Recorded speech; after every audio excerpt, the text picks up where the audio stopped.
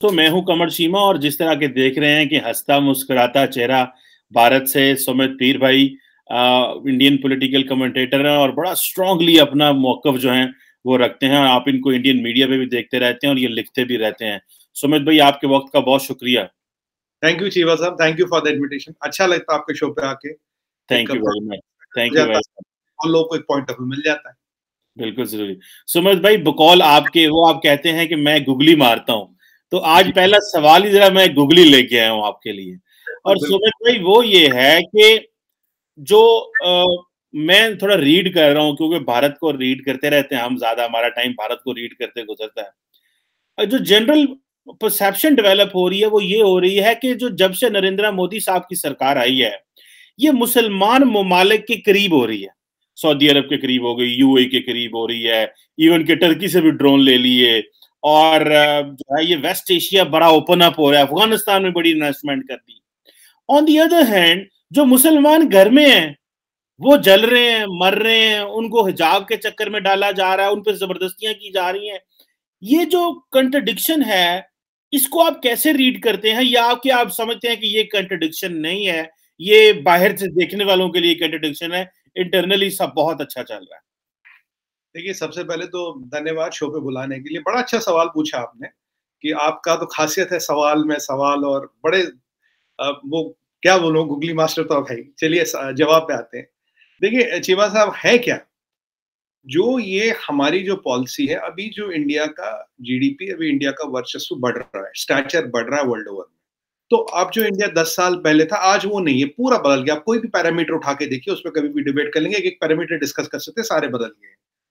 अब एक इंडिया एक ऑल्टरनेट ब्लॉक उभर के आया है चाइना के अगेंस्ट। तो चाइना एशिया में देख रहे भाई, इंडिया और चाइना था, अब लोग देख रहे भाई चाइना के साथ बात बन नहीं रही, वायरस वायरस के बाद, बायो टेरर के बाद, अब ऑप्शन इंडिया है। अब ये जो आप मुसलमान ममालिकों की बात करते हो, अगर आपने देखा हो, टर्की की बात करें, पीछे उनके पास भाई साहब 28% उनकी करेंसी एक दिन में फेल हो गई थी, आपने देखा होगा। टर्की का जीडीपी 2% बढ़ रहा है। टर्की में का फ्लैगशिप इंडस्ट्री केवल उनकी कार मैन्युफैक्चरिंग है, जो भी धक्का खा रही है। टर्की को अगर हमें कुछ बेचना है, भाई अगर आप मुझे बेचोगे तभी तो मैं खरीदूंगा, अगर आप मुझे बेचोगे नहीं, मैं खरीदूंगा क्या? सवाल तो आपको टर्की से पूछना चाहिए, तू बेच क्यों रहा है? अब यूएई पे आते हैं। यूएई में आपने देखा होगा कि वहां शराब लीगल हो गई। पहले आप केवल होटल में ले सकते थे, अब हर कोई घर में भी रख सकता है। काफी चीजें यूएई ने खोली। सऊदी अरब में अब मैं देख रहे कि फीमेल ड्राइव को काफी चीजें उन्होंने खोल दी, मतलब जो एमएसबीजी ने कहते हैं, जो अभी अभी है प्रिंस। तो ये मुस्लिम वर्ल्ड में भी एक ओपननेस आ रही, एक चीज आ रही, क्योंकि जब आप एज ए ट्रेडिंग ब्लॉक उभर के आते हो, एज ए ट्रेडिंग पार्टनर उभर के आते हो, एक पावर उभर के आते हो, तो पीपल हैव टू एडजस्ट। अगर आप यूएई की बात देखें, यूएई में अबू धाबी में तेल है, दुबई के पास तेल नहीं, कुछ भी नहीं है। Dubai is a port, Dubai is port like Singapore. तो उन्होंने अपने लॉ रेगुलर कर दिया, भाई हमें बिजनेस में रहना है, ये चलाना, क्योंकि अल्टीमेटली कब तक हम अबू धाबी के तेल पे डिपेंड रहे। ठीक है, बाकी जो 5 प्रोविंसेस आती है, जो 5 स्टेट्स इसमें आते हैं, उनका तो नाम ही नहीं है। दुबई और अबू धाबी, लोगों को तो ये भी नहीं पता होगा, बहुत से हमारे दर्शकों, उसमें 7 स्टेट आते हैं। बाकी 5 से क्या आता है? बाकी 5 से सिर्फ स्किल्ड मैन पावर आता है और कुछ नहीं आता। स्किल्ड अनस्किल्ड मैन पावर आता है जो वहां दिखता है। सच्चाई तो ये है, जितने अरब नहीं दुबई में, उससे ज्यादा तो इंडियन रहते हैं। ये भी एक सच्चाई है।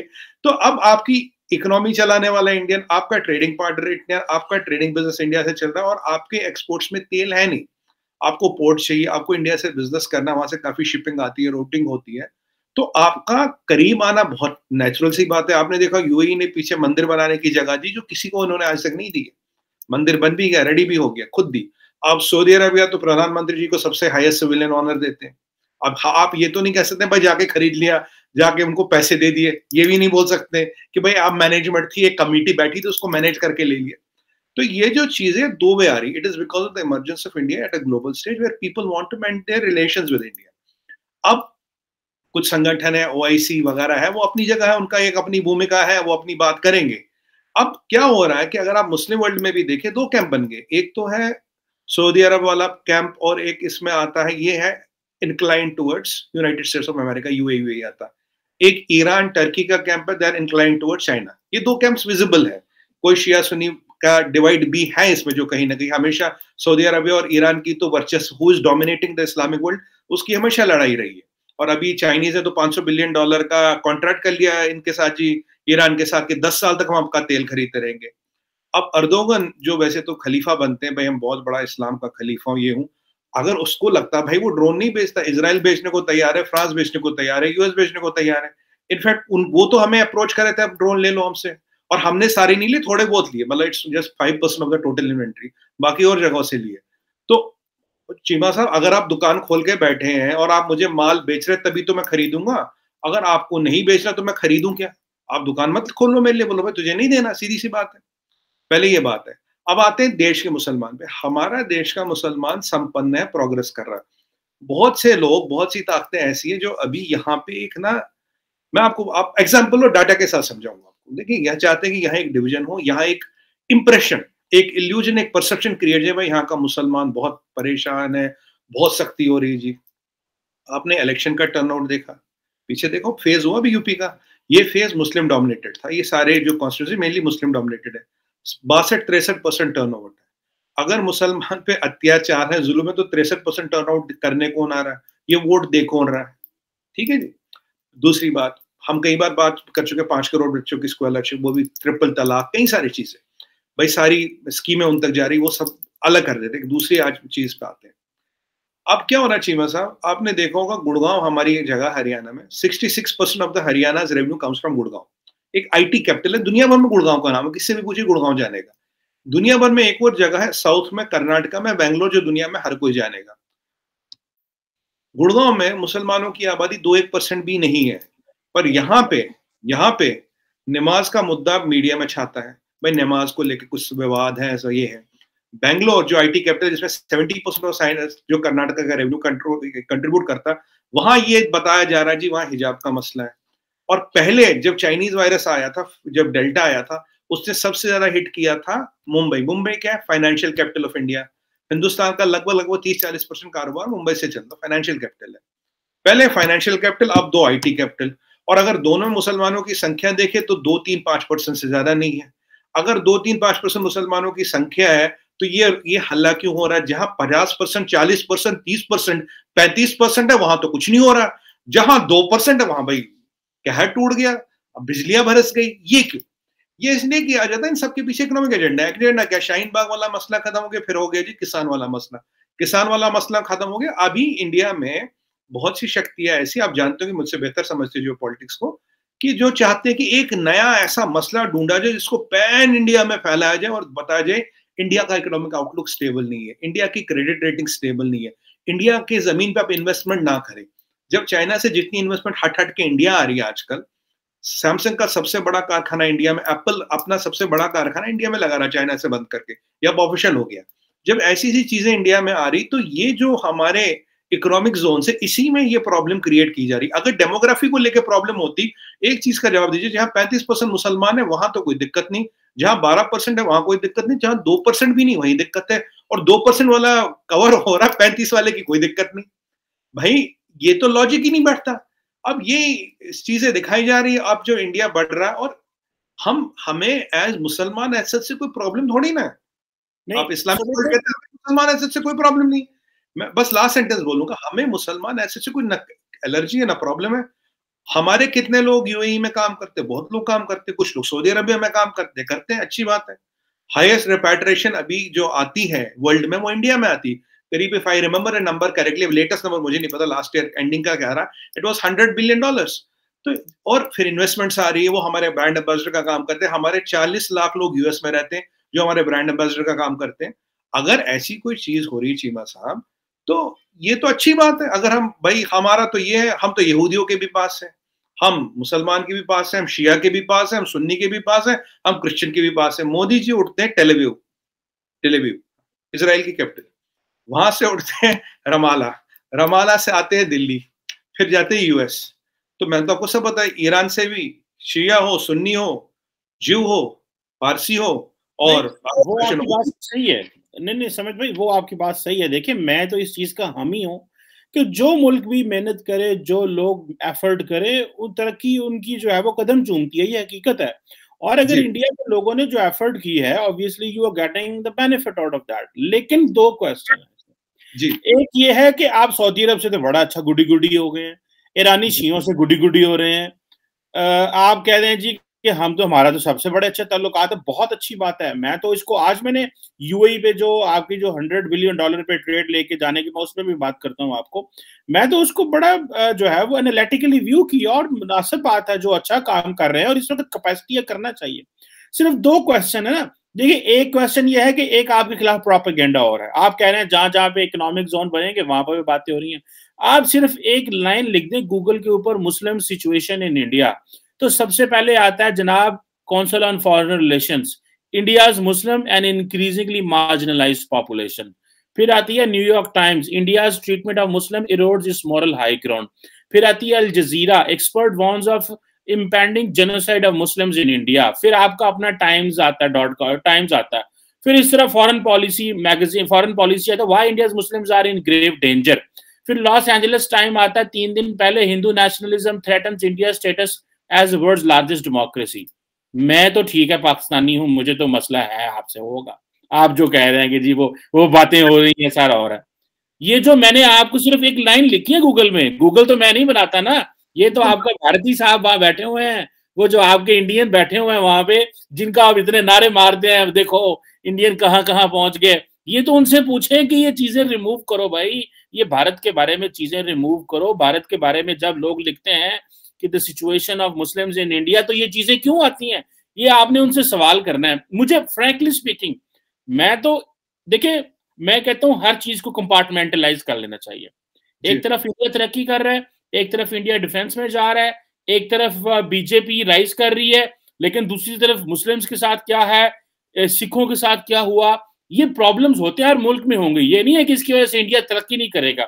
सो मेरा क्वेश्चन ये था कि मुस्लिम वर्ल्ड के करीब होना, लेकिन एट होम मुसलमान जो हैं उनके बारे में जो दुनिया लिख रही है, मैं नहीं कहता, ये मेरी ओपिनियन बीच में से माइनस कर दें और गूगल कर लें, सिर्फ ये लफ्ज, 4 लफ्ज लिखे, situation of Muslims in India, और ये जो मैंने आपके सामने पढ़े, आपके सामने भी यही आ जाएंगे। ये तो एक सिंपल सी बात है। सो ये क्वेश्चन है कि मुसलमानों को घर में दबाना और दुनिया में मुसलमान ममालिक से अच्छे ताल्लुकात बनाना, ये इंडिया कर जाएगा, क्योंकि मुसलमान ममालिक देखे, वो तो कश्मीर भूल गए सुमित भाई, सऊदी अरब वाले कश्मीर भूल गए, यूएई वाले कश्मीर भूल गए, फलस्तीन भूल गए, उन्होंने इब्राहिम अकॉर्ड कर लिया, उन्होंने नरेंद्र मोदी जी को 370 और 35 करने के बाद हार डाल दी है। ये तो हम पहले ही चोट डाल रहे हैं, ये तो हम कर रहे हैं, ये तो भाई आपने गूगलियां मारी हुई हैं, आप कामयाब हैं इसमें।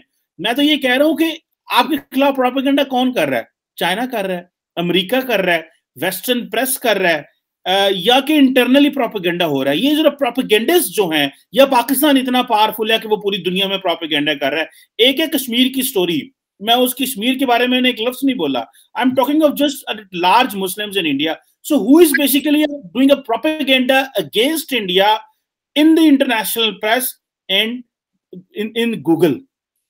देखिए, मैं आपको सबसे पहले एक चीज बताऊंगा, इस चीज के 3 आंसर है, एक है टेक्निकल, एक है कमर्शियल और एक है राजनीतिक, पॉलिटिकल।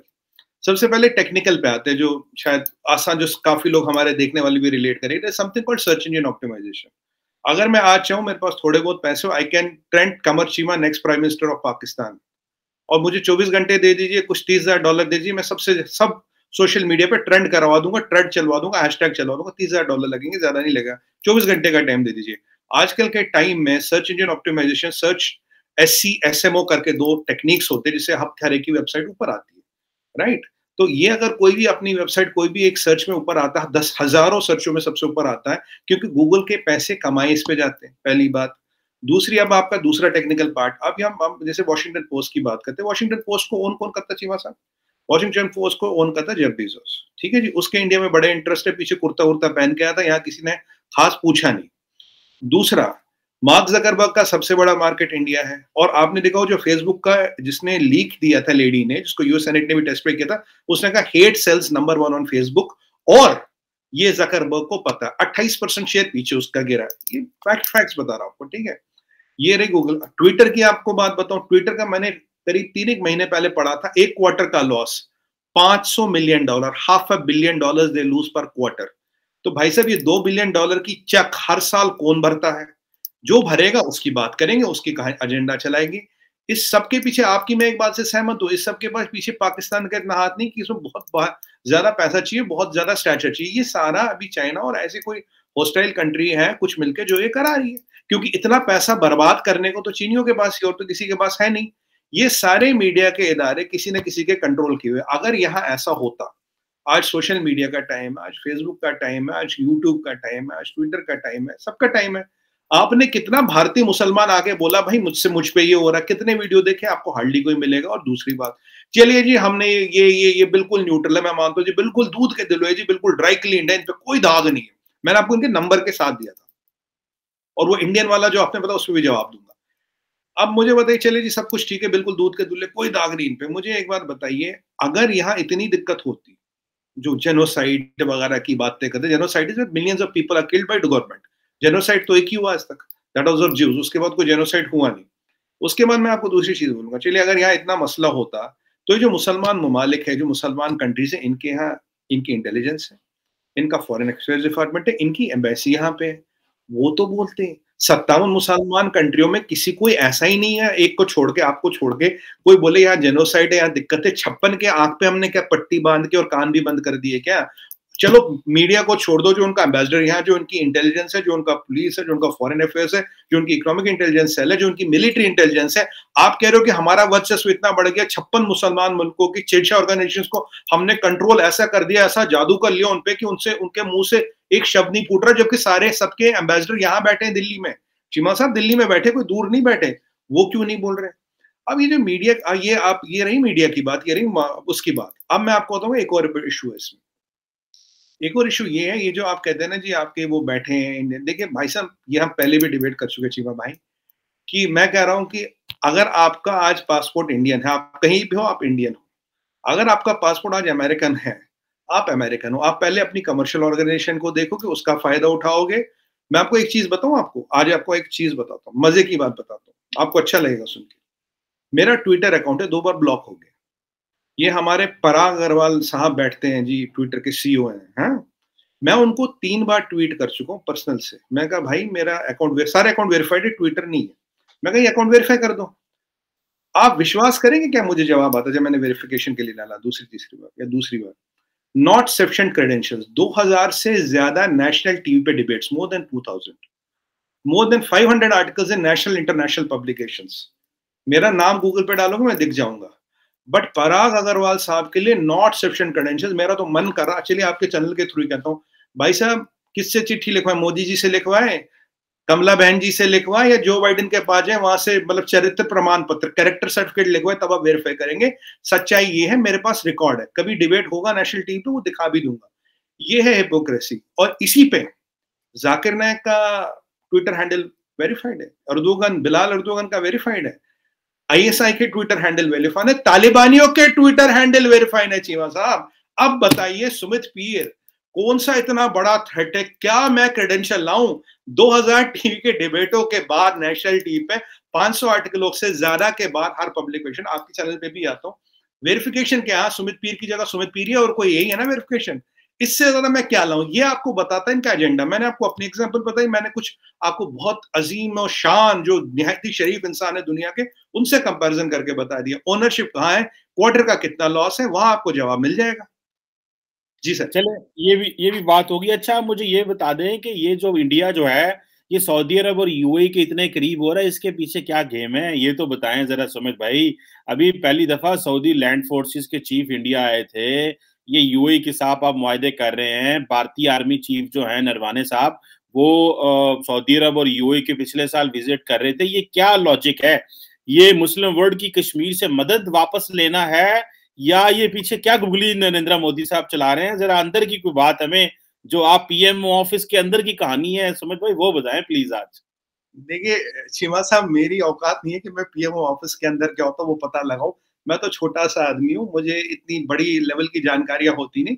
पर आपको एक जो मेरा एनालिसिस पर्सनल कहता हूं वो बता सकता हूं।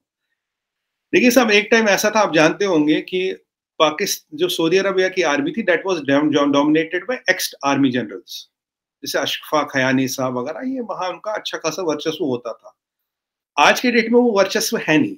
अगर आपने देखा होगा, जब वो नरवाने साहब से मिल रहे थे सऊदी के आर्मी चीफ, पीछे एक फोटो थी, उसमें 1971 का वो सरेंडर का डॉक्यूमेंट था, ये भी देखा होगा आपने। अब आप पॉलिटिकल एनालिस्ट भी, आप जानते हैं कि जो पीछे फ्रेम में बैकग्राउंड दिया जाता है उसका कारण होता है, उसका रीजन होता है, बिना रीजन के बैकग्राउंड कभी नहीं होता। अगर सऊदी वाले भाई उनको भी पता फ्रेम के पीछे क्या है क्या नहीं, अगर वो नरवाने साहब के साथ हाथ मिला रहे और पीछे वो फोटो, मैसेज बहुत क्लियर है और जिसको जाना है, जिसको पहुंचना पहुंच गया, मेरे समझाने की जरूरत नहीं है। A picture is worth a billion words, तो मैं आगे कुछ नहीं बोलूंगा। कहा अशफाक हयानी साहब was retiring and taking over literally security of Saudi Arabia. आज की डेट में जो एग्जिस्टिंग आर्मी चीफ है, एक बैकड्रॉप में एक सुंदर सी फोटो के सामने नरवाने साहब से मिल रहे और ट्वीट करवा रहे हैं, सोशल मीडिया पर डाल रहे हैं। देखिए आप जानते हैं हर चीज प्लान्ड होती है, ऑर्केस्ट्रेटेड होती है। बाकी रही यूएई की बात, तो अशफाक यानी नहीं, वो रहील शरीफ थे जी। नहीं नहीं जो पहले गए थे नहीं नहीं, वो अशफाक रहील शरीफ ही गए थे, यानी नेवर जॉइंड दैट।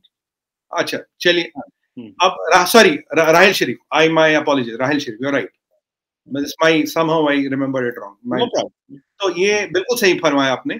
अच्छा, वहां से आज ये स्थिति आई, ये कुछ 5-7 साल पहले की स्थिति और आज की स्थिति देखिए, it's a U turn, it's U turn in the policy. अब यूएई की बात करें, यूएई को देखिए आज के डेट में क्या लग रहा है, जो नए इक्वेशन बन रहे हैं, जो नए ट्रेड रूट्स बन रहे हैं, यूएई हैज टू सर्वाइव। अब उन्हें लग रहा है यार सऊदी अरब में इतना चेंज हो रहा है, ये हो रहा है, यूएई और सऊदी अरबिया, मैंने आपको पहले ही बताया, they are a part of power bloc which is inclined and aligned with United States of America.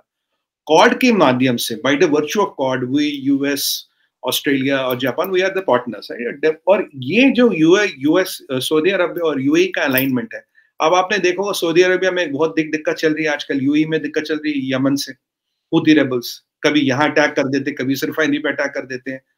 अभी उनकी इकोनॉमी चलती है तेल पे, सबसे बड़ी कंपनी अरामको, अरामको किसका जॉइंट वेंचर है, जो 50% मार्केट कंट्रोल करता है, सऊदी अरबिया और यूनाइटेड स्टेट्स ऑफ अमेरिका। आधे अरामको में लोग तो अमेरिकी है, आपको पता ही होगा।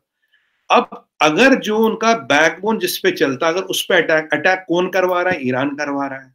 फंडिंग कौन दे रहा है, चाइना दे रहा है। ये मतलब कहीं से पैसा तो आ रहा है। देखिए पाकिस्तान के पास इतना तो पैसे है नहीं कि इनको बिलियंस बिलियंस बांटते रहे और तमाशा देखते रहे। इतना पैसा दुनिया में एक ही के पास है आज के डेट में। ये पैसा मैं जो मतलब ना, ये खेल खेलने का पैसा एक ही के पास है, वो चाइना।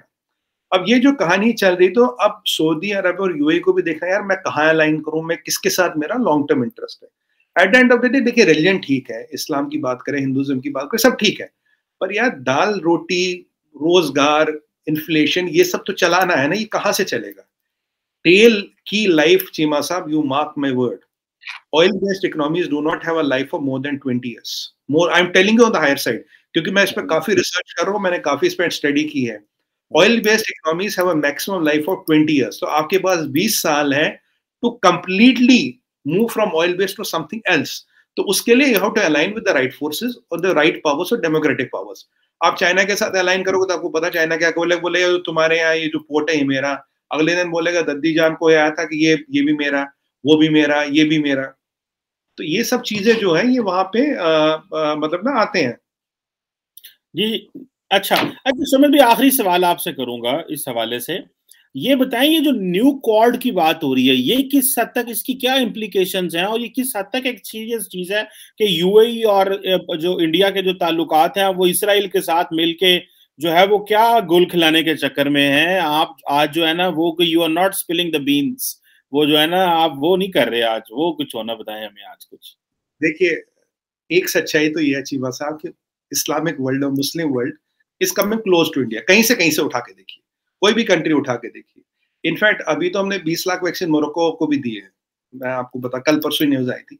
चलिए वो अलग बात है, मोरक्को तक मोरतानिया है, अल्जीरिया है, सब जगह है, मतलब 57 मुसलमान कंट्री है, सब पे हमारा अच्छी खासी यारी दोस्ती हो रही है, सब जगह ट्रेड भी हो रहा है, सब कुछ हो रहा है, और वो एक ट्रस्ट बन रहा है, एक ट्रस्ट बन रहा है। ठीक है, ये मुसलमान मुल्क इंडिया के क्लोज आ रहे हैं, और मैंने आपको यही बताया कि भाई अगर हम प्रोपेगेंडा कर रहे हैं, हम कंट्रोल, अब हम उनके जो अपने इदारे उनको तो कंट्रोल नहीं कर पाएंगे ना, तो अगर वो इदारे करे भाई करो यार, तो that is a positive change, is a change in the thought process and it's economically driven, economically political, मैं जियो पॉलिटिकल चेंजेस बोलूंगा उनको।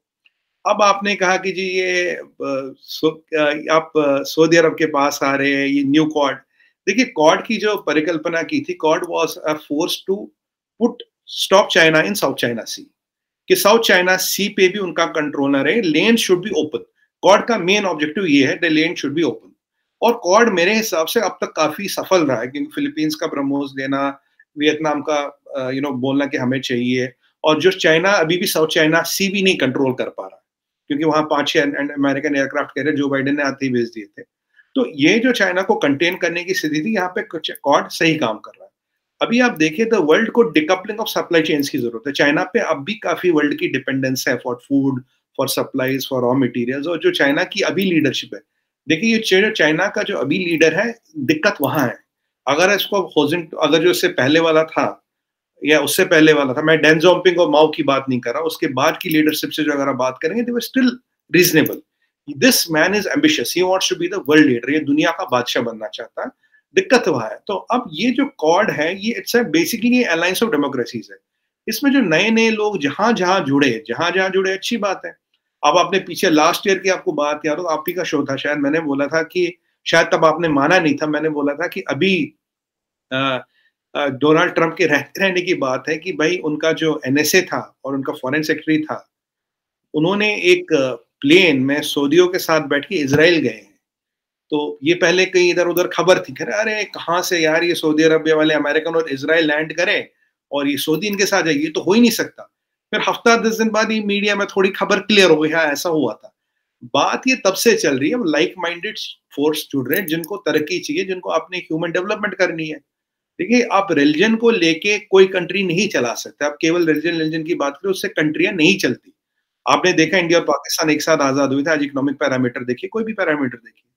तो ये एक जाहिर सी बात है, पहले लोग का डेवलपमेंट आता, लोग का बहबूदी आती है, लोग की तरक्की आती है। रिलीजन अपनी जगह है, वो सब भी चले, सब चले, बट अगर आप टोटल रिलीजियस बेस्ड कंट्री चलाएं, और आप मेरे हिसाब से चीमा साहब लास्ट चीज ये बोलूंगा, अगर आज आप देखिए ओआईसी का भी कोई होल्ड है नहीं। मतलब ओआईसी एक टाइम में, आज से 10-15-20 साल पहले वाज अ फोर्स।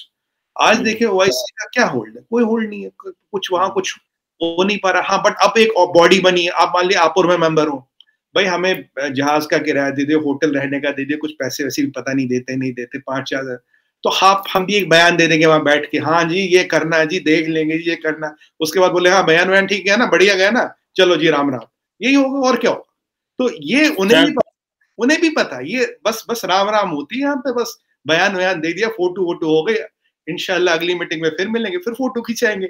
मुझे याद आता ओआईसी को देखिए, हमारे यहाँ शो आता था, आप शायद देखते होंगे, जसपाल भट्टी साहब बेचारे स्वर्गवास हो गए, उनको उल्टा पुल्टा। तो एक शो में कहते हैं, वो बड़ा ना सरकास्टिक शो बनाते थे, कहते जी बड़े लोग की मीटिंगे हो रही है, वो अब प्रेस बाहर खड़ी है, भट्टी साहब क्या हुआ मीटिंग में? कहता बहुत जबरदस्त फैसला। वो कह रहा क्या हुआ?